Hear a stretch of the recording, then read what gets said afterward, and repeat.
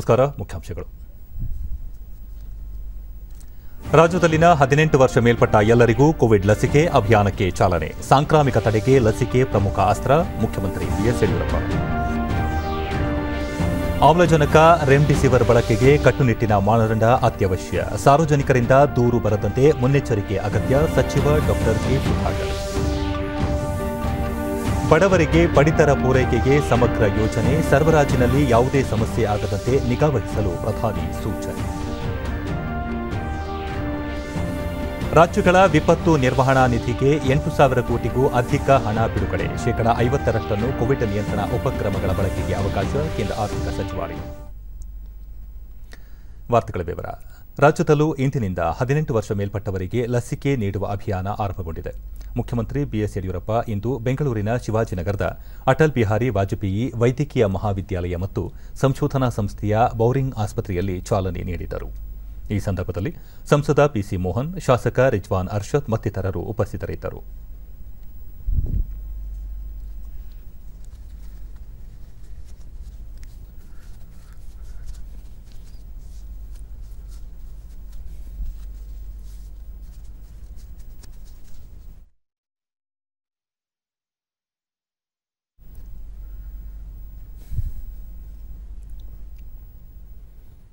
ಬಳಿಕ ಯಡಿಯೂರಪ್ಪ 18 ವರ್ಷ ಮೇಲ್ಪಟ್ಟವರಿಗೆ ಲಸಿಕೆ ಅಭಿಯಾನಕ್ಕೆ ಚಾಲನೆ ನೀಡಲಾಗಿದೆ.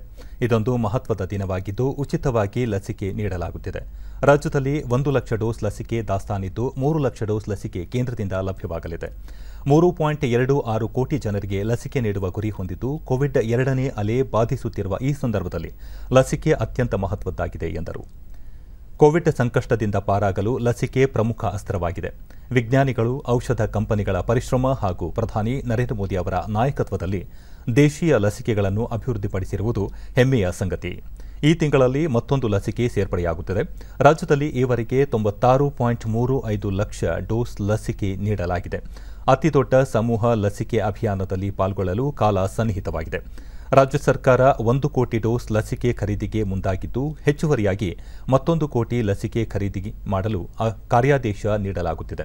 ಖಾಸಗಿ ಆಸ್ಪತ್ರೆಗಳಲ್ಲಿ ಲಸಿಕೆಗೆ ₹100 ಸೇವಾ ಶುಲ್ಕ ಪಡೆಯಲು ಅವಕಾಶ ನೀಡಿದ್ದು ಇದಕ್ಕಿಂತ ಹೆಚ್ಚಿನ ಮೊತ್ತ ವಸೂಲಿ ಮಾಡುವಂತಿಲ್ಲ ಎಂದು ತಿಳಿಸಿದರು.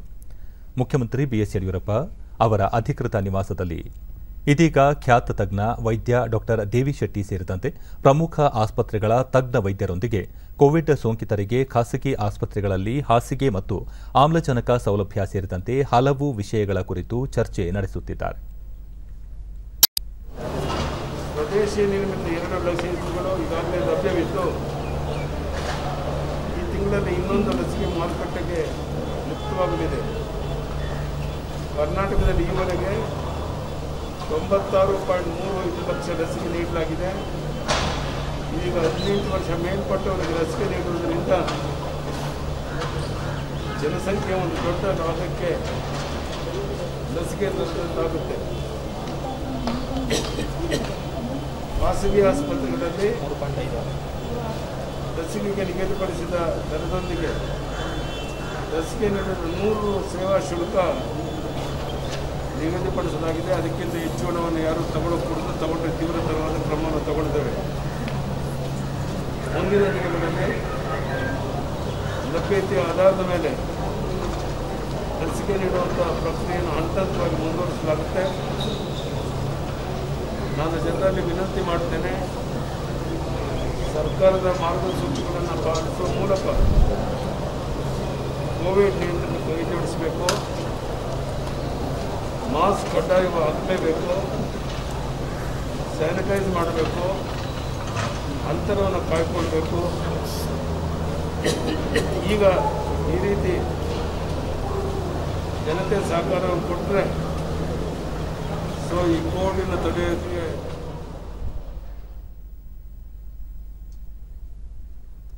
ಮುಖ್ಯಮಂತ್ರಿ ಬಿಎಸ್ ಯಡಿಯೂರಪ್ಪ ಇಂದು ಬೆಂಗಳೂರಿನ ಪ್ರಮುಖ ಖಾಸಗಿ ಆಸ್ಪತ್ರೆಗಳಿಗೆ ಭೇಟಿ ನೀಡಿ ಕೋವಿಡ್ ಸೋಂಕಿತರಿಗೆ ಅಗತ್ಯವಿರುವ ಹಾಸಿಗೆ, ವೆಂಟಿಲೇಟರ್ ಹಾಗೂ ಐಸಿಯು ಸೌಲಭ್ಯ ಕುರಿತಂತೆ ಆಸ್ಪತ್ರೆಗಳ ಆಡಳಿತ ಮಂಡಳಿ ಅವರೊಂದಿಗೆ ಚರ್ಚೆ ನಡೆಸಿ ಕೋವಿಡ್ ನಿಯಂತ್ರಿಸಲು ಸರ್ಕಾರದ ಜೊತೆ ಸಹಕರಿಸಬೇಕು ಎಂದು ಮನವಿ ಮಾಡಿಕೊಂಡರು.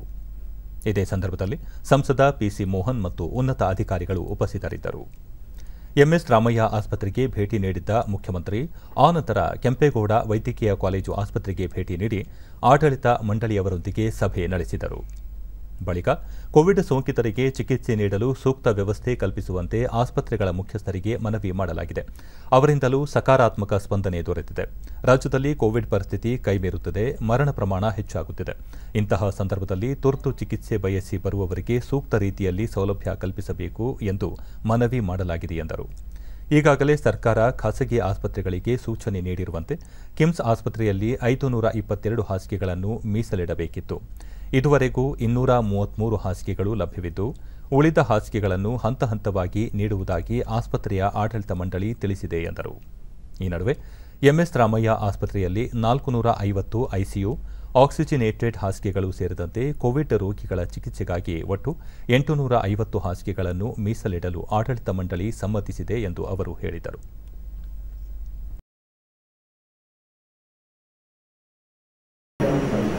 ಅದನ್ನು ವಿನಂತಿ ಮಾಡಿದ್ದಾರೆ. ಅದಲ್ಲದೆ ಬೇರೆ ಹಾಸ್ಟೆಲ್ಗಳಲ್ಲಿ ಬೇರೆ ಬೇರೆ ಕಡೆ 100-200 ಬೆಡ್ಗಳನ್ನು ವ್ಯವಸ್ಥೆ ಮಾಡಲು ಸಾಧ್ಯನಾ ಅಂತ ನಾಳೆ ಮಧ್ಯಾಹ್ನ ಹೇಳ್ತಾ ಇದ್ದೇವೆ. ಎಲ್ಲವನ್ನೂ ಸೇರಿಸಿ ಒಂದು ರೀತಿ ಹಂತಕ್ಕೆ ಬಂದಿದೆ ಅಂತ ಅಂದ್ಕೊಂಡಿದ್ದೀವಿ. ಇನ್ನು ಮುಂದೆ ಈ ಸಮಸ್ಯೆಗಳು ಸ್ವಲ್ಪ ಕಡಿಮೆ ಆಗ್ತದೆ ಅಂತ ಅಲ್ಲಿ ಸುದೀರ್ಘವಾಗಿ ಚರ್ಚೆ ಮಾಡಿ ಅವರ ಸಲಹೆಗಳನ್ನು ತಗೊಂಡು ಮುಂದೆ ಈ ಕೋವಿಡನ್ನು ತಡೆಯೋಕೆ ಏನೇನು ಮಾಡಬೇಕು ಎಲ್ಲವನ್ನು ಆ ಹಿರಿಯರ ಜೊತೆ ಮಾಡ್ತಾರೆ. ರಾಜ್ಯದಲ್ಲಿ 18 ವರ್ಷ ಮೇಲ್ಪಟ್ಟವರಿಗೆ ಲಸಿಕೆ ನೀಡಿಕೆಗೆ ಸಾಂಕೇತಿಕವಾಗಿ ಚಾಲನೆ ನೀಡಲಾಗಿದೆ ಎಂದು ಆರೋಗ್ಯ ಮತ್ತು ವೈದ್ಯಕೀಯ ಶಿಕ್ಷಣ ಸಚಿವ ಡಾ ಕೆ. ಸುಧಾಕರ್ ಕಲಬುರಗಿಯಲ್ಲಿ ಇಂದು ತಿಳಿಸಿದ್ದಾರೆ. ಕೇಂದ್ರದಿಂದ ಸದ್ಯ 3 ಲಕ್ಷ ಡೋಸ್ ಲಸಿಕೆ ರಾಜ್ಯಕ್ಕೆ ಆಗಮಿಸುತ್ತಿದ್ದು, ಈ ವಯೋಮಾನದವರಿಗೆ ಪೂರ್ಣ ಪ್ರಮಾಣದಲ್ಲಿ ಲಸಿಕೆ ನೀಡಲು ಸಾಧ್ಯವಿಲ್ಲ. ಹೀಗಾಗಿ ಇಂದು ವಿದ್ಯುಕ್ತವಾಗಿ ಚಾಲನೆ ನೀಡಿದ ನಂತರ ಹಂತ ಹಂತವಾಗಿ ಲಸಿಕೆ ಅಭಿಯಾನವನ್ನು ಚುರುಕುಗೊಳಿಸಲಾಗುವುದು. ಸೋಂಕು ನಿಯಂತ್ರಣಕ್ಕೆ ಲಸಿಕೆ ಅತ್ಯಂತ ಪರಿಣಾಮಕಾರಿ ಸಾಧನವಾಗಿದ್ದು, ಕೋವ್ಯಾಕ್ಸಿನ್ ಮತ್ತು ಕೋವಿಶೀಲ್ಡ್ ಎರಡೂ ಲಸಿಕೆಗಳನ್ನು ಪೂರೈಸುವಂತೆ ಮನವಿ ಸಲ್ಲಿಸಲಾಗಿದೆ ಎಂದರು. ಸೋಂಕಿತರಾದ ತಕ್ಷಣ ಆತಂಕ ಪಡುವ ಅಗತ್ಯವಿಲ್ಲ. ಬಹುತೇಕ ಮಂದಿ ಆಸ್ಪತ್ರೆಗಳಿಗೆ ದಾಖಲಾಗುತ್ತಿರುವುದರಿಂದ ಸಾಕಷ್ಟು ಸಮಸ್ಯೆಗಳು ಸೃಷ್ಟಿಯಾಗುತ್ತಿವೆ. ಮನೆಗಳಲ್ಲಿ ಆಮ್ಲಜನಕ ಸಂಗ್ರಹ ಮಾಡುವುದರಿಂದ ಅಗತ್ಯವಿರುವವರಿಗೆ ಸಿಲಿಂಡರ್ಗಳು ದೊರೆಯುವುದಿಲ್ಲ. ಈ ರೀತಿಯ ಸಣ್ಣಪುಟ್ಟ ಸಮಸ್ಯೆಗಳಿಗೆ ಜನಸಾಮಾನ್ಯರು ಸ್ಪಂದಿಸಿದರೆ ಸೋಂಕು ನಿಯಂತ್ರಣ ಸಾಧ್ಯವಾಗುತ್ತದೆ ಎಂದು ಹೇಳಿದರು. ಸೋಂಕು ನಿಯಂತ್ರಣಕ್ಕೆ ಪೂರ್ಣ ಪ್ರಮಾಣದಲ್ಲಿ ಲಾಕ್ಡೌನ್ ಮಾಡುವ ಅಗತ್ಯವಿಲ್ಲ, ಆದರೆ ಬಿಗಿ ಕ್ರಮಗಳ ಮೂಲಕ ನಿಯಂತ್ರಿಸಬಹುದಾಗಿದೆ ಎಂದರು.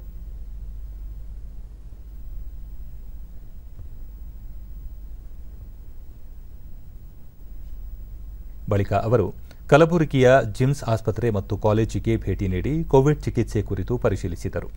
ಆಮ್ಲಜನಕ ಮತ್ತು ರೆಮ್ಡಿಸಿವಿರ್ ಬಳಕೆಗೆ ಕಟ್ಟುನಿಟ್ಟಿನ ಮಾನದಂಡಗಳನ್ನು ಅಳವಡಿಸಿಕೊಳ್ಳಬೇಕು. ಪ್ರತಿದಿನ ಇವುಗಳ ಬಗ್ಗೆ ಗಮನ ಹರಿಸಿ ಸರ್ಕಾರಕ್ಕೆ ವರದಿ ನೀಡಬೇಕು ಹಾಗೂ ಸಾರ್ವಜನಿಕರಿಂದ ದೂರುಗಳು ಬಾರದಂತೆ ಮುನ್ನೆಚ್ಚರಿಕೆ ವಹಿಸಬೇಕು ಎಂದು ಸಚಿವರು ಸೂಚನೆ ನೀಡಿದರು.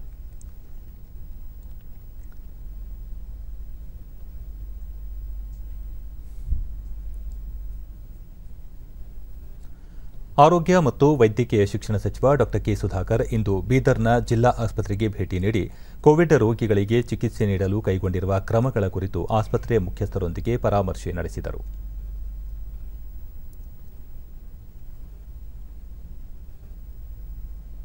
ನಂತರ ಅವರು ತುರ್ತು ಇರುವ ಚಿಕಿತ್ಸೆ ಹೊರತುಪಡಿಸಿ ಉಳಿದ ಶಸ್ತ್ರಚಿಕಿತ್ಸೆಯನ್ನು ಮುಂದೂಡಲು ಜಿಲ್ಲಾಡಳಿತ ಸೂಚನೆ ನೀಡಬೇಕು. ಆರೋಗ್ಯ ಇಲಾಖೆ ವೈದ್ಯರು ಮತ್ತು ಸಿಬ್ಬಂದಿ ಪರಿಸ್ಥಿತಿಯನ್ನು ಕುರಿತು ಮಾನವೀಯತೆಯಿಂದ ಕರ್ತವ್ಯ ನಿರ್ವಹಿಸಬೇಕು ಎಂದು ಹೇಳಿದರು. ಆಮ್ಲಜನಕ ಬಳಕೆಯಲ್ಲಿ ಜವಾಬ್ದಾರಿಯುತವಾಗಿ ನಡೆದುಕೊಳ್ಳಬೇಕು. ಅರ್ಹ ಸೋಂಕಿತರನ್ನು ಮಾತ್ರ ದಾಖಲು ಮಾಡಿಕೊಳ್ಳಬೇಕು. ಉಳಿದವರಿಗೆ ಮನೆಗಳಲ್ಲಿ ಪ್ರತ್ಯೇಕ ವಾಸದಲ್ಲಿ ಇಟ್ಟು ಚಿಕಿತ್ಸೆ ನೀಡಬೇಕು. ಅವರಿಗೆ ಆತಂಕ ಎದುರಾಗದಂತೆ ಕೌನ್ಸೆಲಿಂಗ್ ಮಾಡುವ ಜೊತೆಗೆ ಮೆಡಿಕಲ್ ಕಿಟ್ ನೀಡಬೇಕು ಎಂದು ಸೂಚನೆ ನೀಡಿದರು.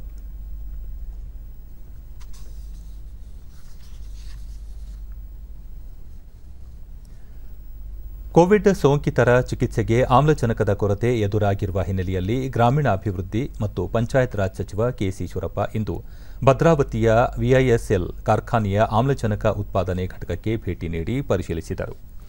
ಆಮ್ಲಜನಕ ಉತ್ಪಾದನೆಯ ಸಾಮರ್ಥ್ಯ, ಸಂಗ್ರಹ, ಸಾಗಣೆ ಕುರಿತ ಮಾಹಿತಿಯನ್ನು ಅವರು ಪಡೆದರು.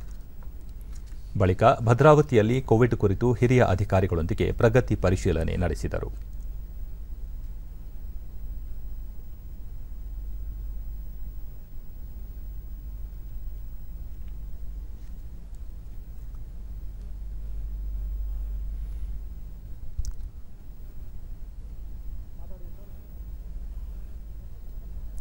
ದೇಶದ ಹಲವೆಡೆ ಇಂದು 18 ವರ್ಷ ವಯೋಮಿತಿ ಮೀರಿದವರಿಗೆ ಕೋವಿಡ್-19 ಲಸಿಕೆ ಅಭಿಯಾನ ಆರಂಭವಾಗಿದೆ.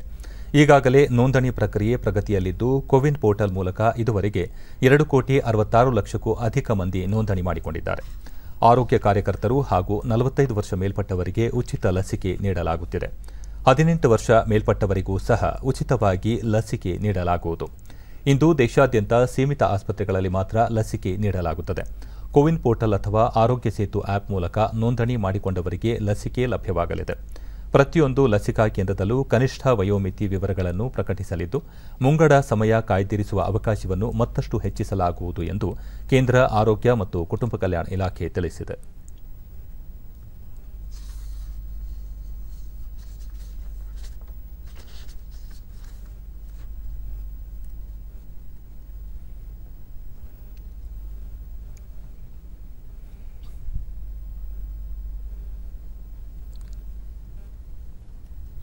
ಯಾವುದೇ ಅಡೆತಡೆ ಇಲ್ಲದೆ ಬಡವರಿಗೆ ಉಚಿತ ಆಹಾರ ಧಾನ್ಯಗಳನ್ನು ವಿತರಿಸಲು ಕ್ರಮ ಕೈಗೊಳ್ಳಬೇಕು ಎಂದು ಪ್ರಧಾನಿ ನರೇಂದ್ರ ಮೋದಿಯವರು ಕೇಂದ್ರ ಸರ್ಕಾರದ ಅಧಿಕಾರಿಗಳಿಗೆ ಸೂಚನೆ ನೀಡಿದ್ದಾರೆ.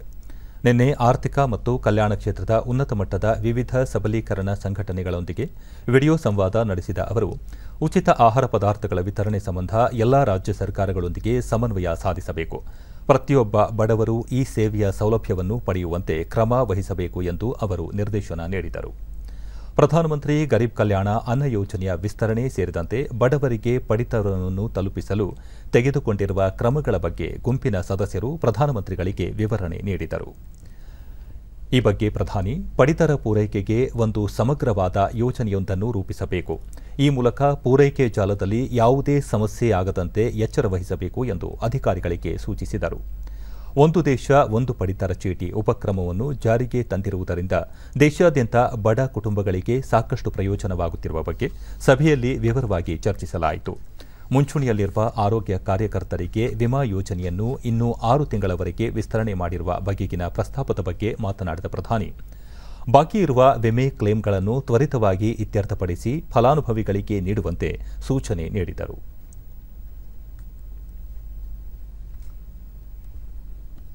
ಕೇಂದ್ರ ಸರ್ಕಾರ ರಾಜ್ಯಗಳ ವಿಪತ್ತು ನಿರ್ವಹಣಾ ನಿಧಿ ಎಸ್ಡಿಆರ್ಎಫ್ಗೆ 8,823 ಕೋಟಿ ರೂಪಾಯಿಗೂ ಅಧಿಕ ಮುಂಗಡ ಹಣವನ್ನು ಬಿಡುಗಡೆ ಮಾಡಿದೆ. ಬಿಡುಗಡೆ ಮಾಡಿರುವ ಈ ಹಣದ ಪೈಕಿ ಎಲ್ಲಾ ರಾಜ್ಯ ಸರ್ಕಾರಗಳು ಶೇಕಡಾ 50ರಷ್ಟನ್ನು ಕೋವಿಡ್-19 ಕಂಟೈನ್ಮೆಂಟ್ ಉಪಕ್ರಮಗಳಿಗೆ ಬಳಸಿಕೊಳ್ಳಲು ಅವಕಾಶವಿರುತ್ತದೆ. ಅಲ್ಲದೆ ಈ ಹಣವನ್ನು ಆಸ್ಪತ್ರೆಗಳಲ್ಲಿ ಆಮ್ಲಜನಕ ಉತ್ಪಾದನೆ ಮತ್ತು ಶೇಖರಣಾ ಘಟಕದ ಸ್ಥಾಪನೆ, ಆಂಬ್ಯುಲೆನ್ಸ್ ಸೇವೆಗಳನ್ನು ಬಲಪಡಿಸುವುದು, ಕೋವಿಡ್-19 ಆಸ್ಪತ್ರೆಗಳಿಗೆ ಮೂಲಸೌಕರ್ಯಗಳನ್ನು ಕಲ್ಪಿಸುವುದು, ಥರ್ಮಲ್ ಸ್ಕ್ಯಾನರ್ಗಳ ಅಳವಡಿಕೆ, ಪರೀಕ್ಷಾ ಪ್ರಯೋಗಾಲಯ ಸ್ಥಾಪನೆ ಮತ್ತು ಪರೀಕ್ಷಾ ಕಿಟ್ಗಳ ಖರೀದಿ ಸೇರಿದಂತೆ ಇನ್ನಿತರೆ ಕಾರ್ಯಗಳಿಗೆ ಬಳಸಿಕೊಳ್ಳಲು ಕೇಂದ್ರ ಸರ್ಕಾರ ಅನುಮತಿ ನೀಡಿದೆ. ಸಾಮಾನ್ಯವಾಗಿ ಎಸ್ಡಿಆರ್ಎಫ್ನ ಮೊದಲ ಕಂತಿನ ಹಣವನ್ನು ಜೂನ್ ತಿಂಗಳಲ್ಲಿ ಬಿಡುಗಡೆ ಮಾಡಲಾಗುತ್ತಿತ್ತು. ಆದರೆ ಈ ಬಾರಿ ಕೋವಿಡ್-19 ಸಾಂಕ್ರಾಮಿಕ ಪರಿಸ್ಥಿತಿಯಿಂದಾಗಿ ಕೇಂದ್ರ ಆರ್ಥಿಕ ಸಚಿವಾಲಯ ತಿಂಗಳ ಮೊದಲೇ ಈ ಮೊದಲ ಕಂತಿನ ಹಣವನ್ನು ಬಿಡುಗಡೆ ಮಾಡಿದೆ. ದೇಶದಲ್ಲಿ ಕೋವಿಡ್ ಸಕ್ರಿಯ ಪ್ರಕರಣಗಳ ಸಂಖ್ಯೆ ಇಂದು ಮತ್ತಷ್ಟು ಹೆಚ್ಚಾಗಿದೆ. ವರದಿಯಾದ ಒಟ್ಟು ಸೋಂಕು ಪ್ರಕರಣಗಳಲ್ಲಿ ಶೇಕಡಾ 17.06ರಷ್ಟು ಸಕ್ರಿಯ ಪ್ರಕರಣಗಳು ಇವೆ ಎಂದು ಕೇಂದ್ರ ಆರೋಗ್ಯ ಸಚಿವಾಲಯ ತಿಳಿಸಿದೆ. ಕಳೆದ 24 ಗಂಟೆಗಳಲ್ಲಿ ದೇಶದಲ್ಲಿ ಸುಮಾರು 4,01,993 ಹೊಸ ಸೋಂಕು ಪ್ರಕರಣಗಳು ದಾಖಲಾಗಿದ್ದು, ಇದರಿಂದಾಗಿ ಒಟ್ಟು ಸೋಂಕಿತರ ಸಂಖ್ಯೆ 1,91,64,969ಕ್ಕೆ ಏರಿಕೆಯಾಗಿದೆ. ಒಟ್ಟಾರೆ 1,56,84,406 ಮಂದಿ ಗುಣಮುಖರಾಗಿದ್ದಾರೆ. ಚೇತರಿಕೆ ಪ್ರಮಾಣ ಶೇಕಡಾ 81.84ಕ್ಕೆ ಕುಸಿದಿದೆ. ಈವರೆಗೆ 2,11,853 ಮಂದಿ ಮೃತಪಟ್ಟಿದ್ದು, ಶೇಕಡಾ 1.11ರಷ್ಟಿದೆ ಎಂದು ಆರೋಗ್ಯ ಸಚಿವಾಲಯ ತಿಳಿಸಿದೆ. ಇದುವರೆಗೆ 15,49,89,635 ಮಂದಿಗೆ ಲಸಿಕೆ ನೀಡಲಾಗಿದೆ.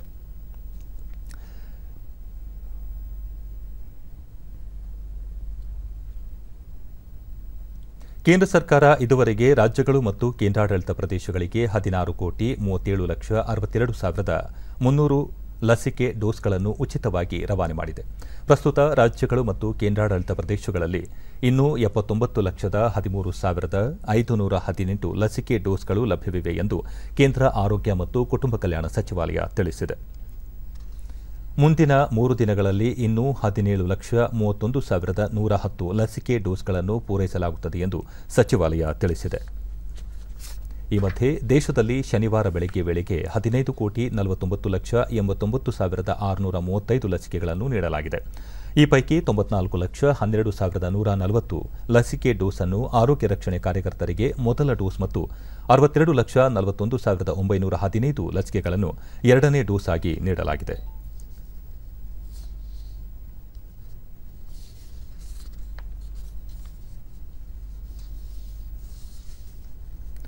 ಕೋವಿಡ್-19 ವಿರುದ್ಧದ ಹೋರಾಟದಲ್ಲಿ ಭಾಗಿಯಾಗಿರುವ ಸೇನಾಪಡೆಗಳು ಇದೀಗ ಅಗತ್ಯವಿರುವೆಡೆಗೆ ಆಮ್ಲಜನಕವನ್ನು ಸಾಗಿಸಲು 14 ರೈಲ್ವೆ ಕೋಚ್ಗಳನ್ನು ನೀಡಿವೆ.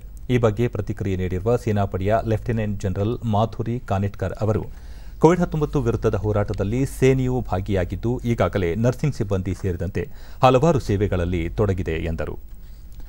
ರೈಲ್ವೆ ಕೋಚ್ಗಳಲ್ಲಿ ಪೂರೈಕೆಯಾಗುವ ಆಮ್ಲಜನಕವನ್ನು ಅಗತ್ಯವಿರುವೆಡೆಗೆ ಲಾಗಿದೆ ಎಂದು ಅವರು ತಿಳಿಸಿದರು. ಇದಲ್ಲದೆ ವಾಯುಪಡೆಯು ಸಿಂಗಾಪುರ, ದುಬೈ ಮತ್ತು ಇತರೆ ದೇಶಗಳಿಂದ ಆಮ್ಲಜನಕ ಸೇರಿದಂತೆ ಇನ್ನಿತರೆ ವೈದ್ಯಕೀಯ ಪರಿಕರಗಳನ್ನು ಭಾರತಕ್ಕೆ ತರುವ ಕೆಲಸ ಮಾಡುತ್ತಿದೆ ಎಂದು ಹೇಳಿದರು.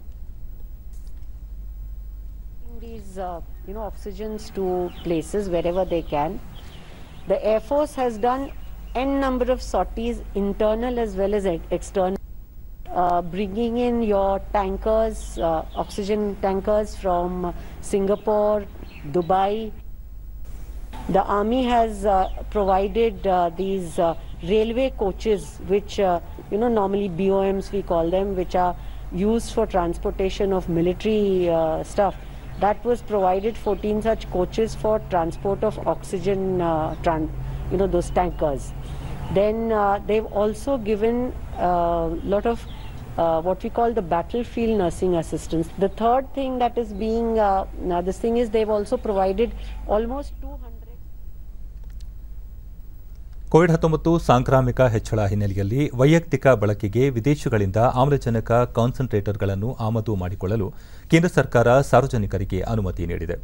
ಇನ್ನು ಮುಂದೆ ಸಾರ್ವಜನಿಕರು ತಮ್ಮ ವ್ಯಕ್ತಿಗತ ಬಳಕೆಗೆ ಈ ಆಮ್ಲಜನಕದ ಸಾಂದ್ರಕಗಳನ್ನು ಅಂಚೆ, ಕೊರಿಯರ್ ಅಥವಾ ಇ-ಕಾಮರ್ಸ್ ಪೋರ್ಟಲ್ಗಳ ಮೂಲಕ ಉಡುಗೊರೆ ವಿಭಾಗದಡಿ ಆಮದು ಮಾಡಿಕೊಳ್ಳಲು ಅನುಮತಿ ದೊರೆತಿದೆ. ಈ ಕುರಿತು ಅಧಿಸೂಚನೆ ಹೊರಡಿಸಿರುವ ವಿದೇಶಾಂಗ ವಾಣಿಜ್ಯ ಸಚಿವಾಲಯದ ಮಹಾನಿರ್ದೇಶಕರು, ವಿದೇಶಗಳಿಂದ ಆಮ್ಲಜನಕ ಸಾಂದ್ರಕಗಳನ್ನು ತರಿಸಿಕೊಳ್ಳಲು ಈ ವರ್ಷದ ಜುಲೈ 31ರವರೆಗೆ ಅವಕಾಶವಿರುತ್ತದೆ ಎಂದು ತಿಳಿಸಿದ್ದಾರೆ.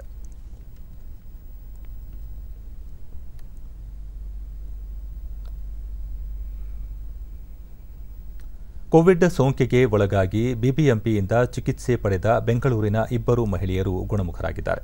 ಡಿಡಿ ನ್ಯೂಸ್ನೊಂದಿಗೆ ತಮ್ಮ ಅನಿಸಿಕೆ ಹಂಚಿಕೊಂಡಿರುವ ಎಚ್ಎಎಲ್ ನಿವಾಸಿ ಶ್ವೇತಾ, ಏಪ್ರಿಲ್ 12ರಂದು ಕೋವಿಡ್ ಲಕ್ಷಣಗಳು ಕಾಣಿಸಿಕೊಂಡಿದ್ದವು. ಬಳಿಕ ಬಿಬಿಎಂಪಿಯ ಸಹಾಯದಿಂದ ಖಾಸಗಿ ಆಸ್ಪತ್ರೆಗೆ ದಾಖಲಾದೆ. ಆಮ್ಲಜನಕದ ಪ್ರಮಾಣ ಕುಸಿತದಿಂದಾಗಿ 8 ದಿನ ಆಕ್ಸಿಜನ್ ವ್ಯವಸ್ಥೆಯಲ್ಲಿ ಇದ್ದೆ. ಅಲ್ಲದೆ ಉತ್ತಮ ಚಿಕಿತ್ಸೆ, ಊಟದ ವ್ಯವಸ್ಥೆ ಮಾಡಲಾಗಿತ್ತು. ಮನೆಗೆ ಮರಳಿದ ಬಳಿಕವೂ ಬಿಸಿ ಆಹಾರ, ನೀರು ಸೇವಿಸುತ್ತಿದ್ದು ಮನೆಯಲ್ಲೂ ಅಂತರ ಕಾಪಾಡಿಕೊಳ್ಳುತ್ತಿದ್ದೇನೆ. ಊಹಾಪೋಹಗಳಿಗೆ ಕಿವಿಗೊಡದೆ ಜನರು ಲಸಿಕೆ ಪಡೆಯುವ ಮೂಲಕ ತಮ್ಮ ಆರೋಗ್ಯ ರಕ್ಷಣೆ ಮಾಡಿಕೊಳ್ಳಬೇಕು ಎಂದು ಮನವಿ ಮಾಡಿದರು. ಅದನ್ನು ತಗೊಂಡು ಮನೆಯಲ್ಲೇ ಐಸೋಲೇಟ್ ಆಗೋ ಆಪ್ಷನ್ ಕೂಡ ಇರುತ್ತೆ.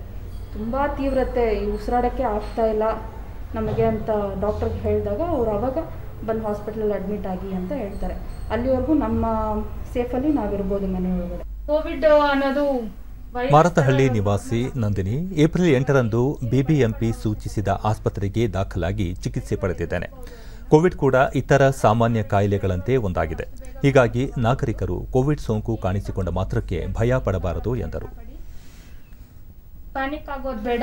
ಈ ಜಿಂಕ್ ಕೋವಿಡ್ ಅನ್ನೋ ಟ್ಯಾಬ್ಲೆಟ್ನ ವಿಟಮಿನ್ ಸಿ ಅಂತ ಏನು ಕೊಡ್ತಾ ಇದ್ದಾರೆ ಅದು ಪ್ರತಿದಿನ ಯೂಸ್ ಮಾಡಿ. ಬ್ರೀದಿಂಗ್ ಪ್ರಾಬ್ಲಮ್ಮು ಇದೇನೇ ಇದ್ರೂ ಐಸೋಲೇಷನ್ ತಗೊಳ್ಳಿ. ಹಾಸ್ಪಿಟ್ಲಿಗೆ ಹೋಗಬೇಕು ಅಂತ ಏನು ನೆಸೆಸಿಟಿ ಇಲ್ಲ. ನೀವು ಮನೆಯಲ್ಲೇ ಟ್ರೀಟ್ಮೆಂಟ್ ತಗೋಬಹುದು. ಒಂದು ಸಪರೇಟಾಗಿದ್ದು ಸೋಷಿಯಲ್ ಡಿಸ್ಟೆನ್ಸ್ ಮೇಂಟೈನ್ ಮಾಡಿದ್ರೆ ಬೇಗ ಗುಣಮುಖರಾಗಬಹುದು. ಸಾಂಕ್ರಾಮಿಕ ರೋಗ ಕೊರೋನಾದಿಂದ ಹೋಮ್ ಕ್ವಾರಂಟೈನ್ಗೆ ಒಳಗಾಗಿ ಮನೆಯಲ್ಲಿ ಚಿಕಿತ್ಸೆ ಪಡೆಯುತ್ತಿರುವ ಹಾಗೂ ಕೆಲಸ ಕಳೆದುಕೊಂಡು ತೊಂದರೆ ಅನುಭವಿಸುತ್ತಿರುವವರಿಗೆ ಬೀದರ್ನ ಶಿಕ್ಷಣ ಸಂಸ್ಥೆಯೊಂದು ಮನೆ ಬಾಗಿಲಿಗೆ ಉಚಿತ ಆಹಾರ ಒದಗಿಸುತ್ತಿದೆ. ಊಟದ ವ್ಯವಸ್ಥೆ ಇಲ್ಲದವರು ಇಲ್ಲಿನ ಶಾಹೀನ್ ಶಿಕ್ಷಣ ಸಂಸ್ಥೆಗೆ ಕರೆ ಮಾಡಿದರೆ ಅವರಿಗೆ ದಿನದ 3 ಹೊತ್ತಿನ ಊಟ ತಿಂಡಿ ವ್ಯವಸ್ಥೆ ಕಲ್ಪಿಸಲಿದೆ.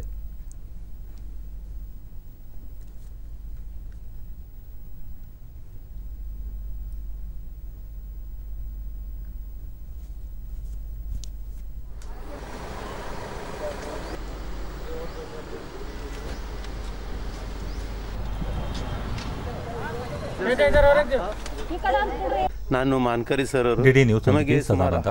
ಕೊರೋನಾ ಬಂದ ಕಾರಣ ಬೆಂಗಳೂರಿನಿಂದ ತವರಿಗೆ ಮರಳಿದ ನಂತರ ಕೆಲಸವಿಲ್ಲದೆ ಊಟಕ್ಕೆ ಸಮಸ್ಯೆಯಾಗಿತ್ತು. ಈ ಸಂಸ್ಥೆಯಿಂದ ಅನುಕೂಲವಾಗಿದೆ ಎಂದರು. ಮತ್ತು ನಮ್ಮ ಮಗನಿಗೆ ಕೂಡ ಪಾಸಿಟಿವ್ ಬಂತು. ಮನೆಯಲ್ಲಿ ಮಾಡ್ಲಿಕ್ಕೆ ಯಾರೂ ಇದ್ದಿಲ್ಲ ಅಂತ ಖದೀರ್ ಸರ್ ಅವರು ಪ್ರಕಟಣೆಯಲ್ಲಿ ತಿಳಿಸಿದರು. ಏನಂತ ನಾವು ಫ್ರೀಯಾಗಿ 3 ಆಂಬ್ಯುಲೆನ್ಸ್ ಕೊಡ್ತಾ ಇದ್ದೇವೆ, ಅದರ ಜೊತೆಗೆ ಆಕ್ಸಿಜನ್ ಕೂಡ ಫ್ರೀಯಾಗಿ ಕೊಡ್ತಾ ಇದ್ದೆ ಮತ್ತು ಊಟದ ವ್ಯವಸ್ಥೆ ಕೂಡ ಮಾಡಿದ್ದೇವೆ. ಊಟದ ವ್ಯವಸ್ಥೆಗಾಗಿ ಕಾಲ್ ಮಾಡಿ ನೀವು ಬರೀ ಒಬ್ಬರಿಗಿಲ್ಲ, ನಮ್ಮ ಬೀದರ್ ಜಿಲ್ಲೆಯಲ್ಲಿ ಎಷ್ಟು ಜನರು ಇದ್ದಾರಿಲ್ಲ, ನೀವು ಎಲ್ಲರಿಗೂ ಊಟ ಫ್ರೀಯಾಗಿ ಮನೆ ಬಾಗಿಲಿಗೆ ತಂದು ಕೊಡಿಸ್ತಾ ಇದ್ದೀವಿ ಅಂತ ಪ್ರಕಟಣೆ ಬಂತು. ಆ ಪ್ರಕಾರ ನಾವು ಕರೆ ಮಾಡಿದ ಮೇಲೆ ಸುಮಾರು 10 ದಿವಸ ಆಯಿತು. ನಾವು ಈಗ ಮನೆಯಲ್ಲಿ ಊಟ ಮಾಡ್ಲಿಕ್ಕೆ ಯಾರೂ ಇದ್ದಿಲ್ಲ, ಅಡುಗೆ ಮಾಡ್ಲಿಕ್ಕೆ ಯಾರೂ ಇದ್ದಿಲ್ಲ.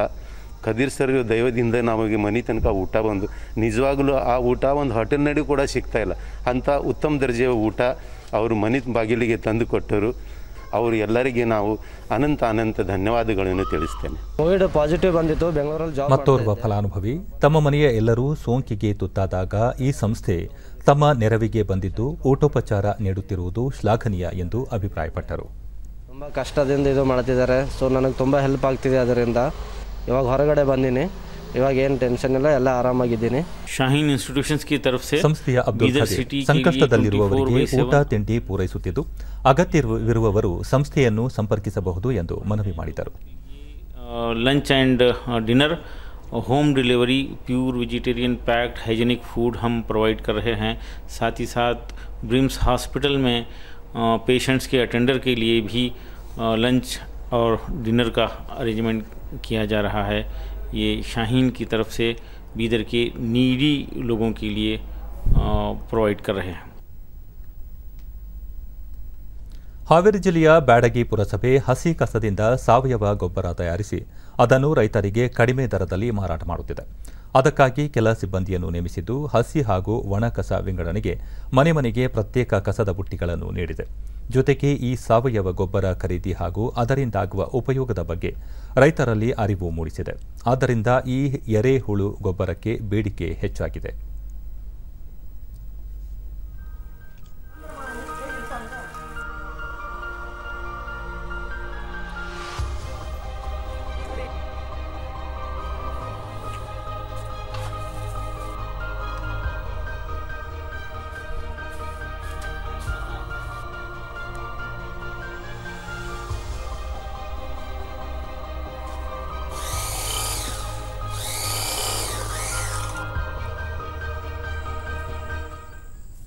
ಈಗ ಪುರಸಭೆ ಡಿಡಿ ನ್ಯೂಸ್ನೊಂದಿಗೆ ರೈತ ಕಿರಣ್.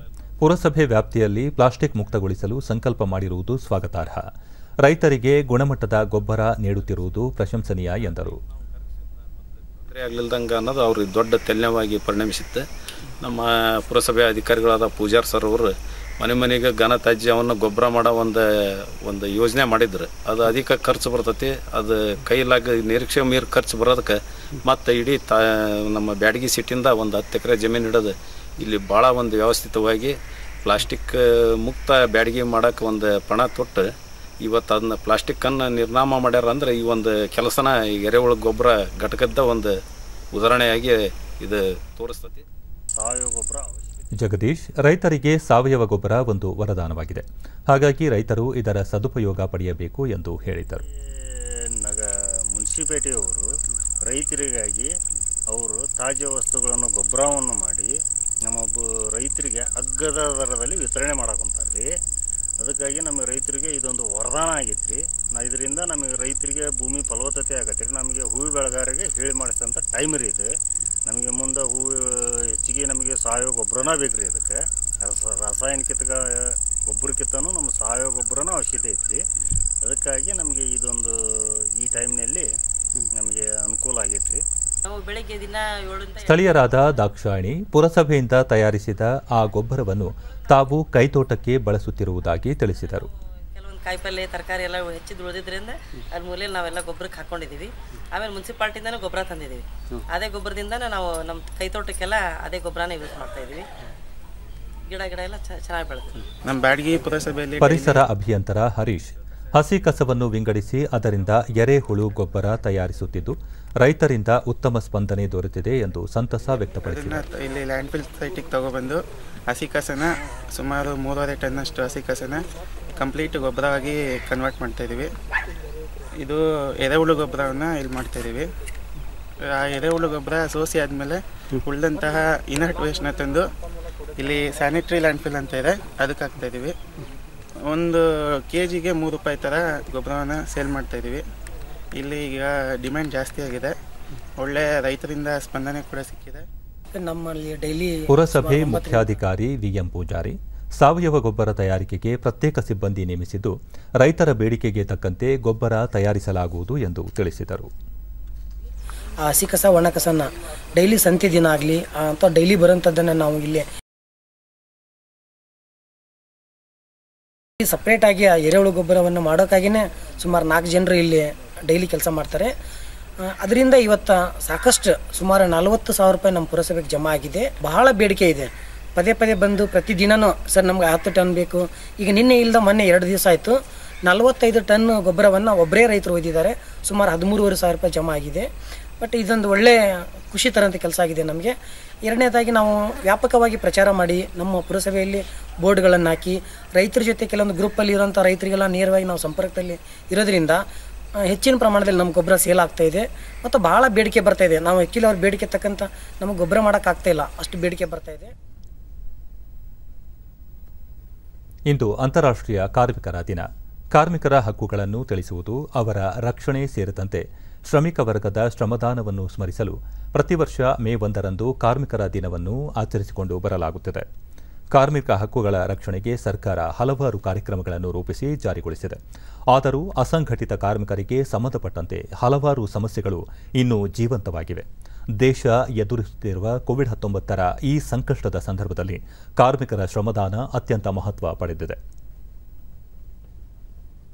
ಮುಖ್ಯಮಂತ್ರಿ ಬಿಎಸ್ ಯಡಿಯೂರಪ್ಪ ಈ ಕುರಿತು ಟ್ವೀಟ್ ಮಾಡಿದ್ದು, ದೇಶ ನಿರ್ಮಾಣದ ಕಾರ್ಯದಲ್ಲಿ ಮಹತ್ವದ ಪಾತ್ರ ನಿರ್ವಹಿಸುತ್ತಿರುವ ನಮ್ಮ ಲಕ್ಷಾಂತರ ಶ್ರಮಿಕರ ಕಾರ್ಮಿಕರ ಪರಿಶ್ರಮ ಮತ್ತು ಬದ್ಧತೆ ಅನುಪಮವಾದದ್ದು.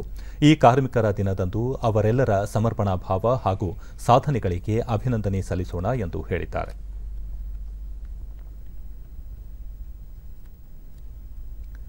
ಪ್ರಕಾಶ್ ಪರಬ್ನ 400ನೇ ವಾರ್ಷಿಕೋತ್ಸವ ಹಿನ್ನೆಲೆಯಲ್ಲಿ ಪ್ರಧಾನಿ ನರೇಂದ್ರ ಮೋದಿ ಇಂದು ಸಿಸ್ಗಂಜ್ ಗುರುದ್ವಾರ್ಗೆ ಭೇಟಿ ನೀಡಿ ವಿಶೇಷ ಪೂಜೆ ಸಲ್ಲಿಸಿದರು.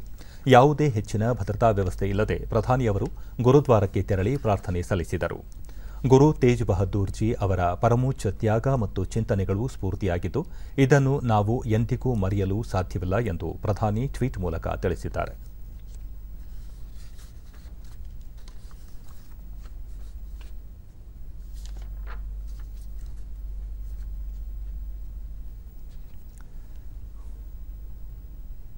ಕೊನೆಯಲ್ಲಿ ಮತ್ತೊಮ್ಮೆ ಮುಖ್ಯಾಂಶಗಳು.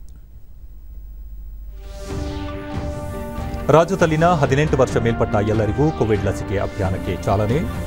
ಸಾಂಕ್ರಾಮಿಕ ತಡೆಗೆ ಲಸಿಕೆ ಪ್ರಮುಖ ಅಸ್ತ್ರ, ಮುಖ್ಯಮಂತ್ರಿ ಬಿಎಸ್ ಯಡಿಯೂರಪ್ಪ. ಆಮ್ಲಜನಕ ರೆಮ್ಡಿಸಿವಿರ್ ಬಳಕೆಗೆ ಕಟ್ಟುನಿಟ್ಟಿನ ಮಾನದಂಡ ಅತ್ಯವಶ್ಯ.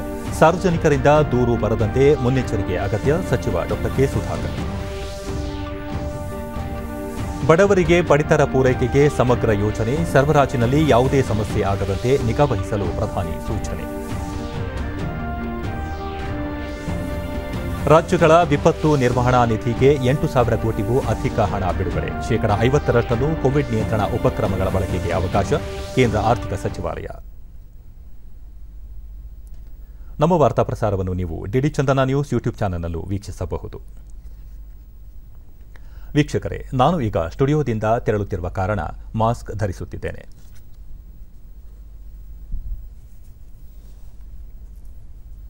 ನೀವು ಸಹ ಮನೆಯಿಂದ ಹೊರ ಹೋಗುವ ಮುನ್ನ ಸರಿಯಾದ ಕ್ರಮದಲ್ಲಿ ತಪ್ಪದೆ ಮಾಸ್ಕ್ ಧರಿಸಿ. ವ್ಯಕ್ತಿಗತ ಅಂತರ ಕಾಪಾಡಿಕೊಳ್ಳುವುದರೊಂದಿಗೆ ನೀವು ಸುರಕ್ಷಿತವಾಗಿರಿ, ನಿಮ್ಮವರನ್ನು ಸುರಕ್ಷಿತವಾಗಿ ಇರಿಸಿ. ನೈರ್ಮಲ್ಯಕ್ಕೆ ಆದ್ಯತೆ ನೀಡುವುದರ ಜೊತೆಗೆ ಸೋಂಕು ತಡೆಗೆ 18 ವರ್ಷಕ್ಕೂ ಮೇಲ್ಪಟ್ಟ ಎಲ್ಲರೂ ಕೋವಿಡ್-19 ಲಸಿಕೆ ಪಡೆಯಿರಿ. ನಮ್ಮ ಮುಂದಿನ ವಾರ್ತಾ ಪ್ರಸಾರ ಸಂಜೆ 7 ಗಂಟೆಗೆ. ನಮಸ್ಕಾರ.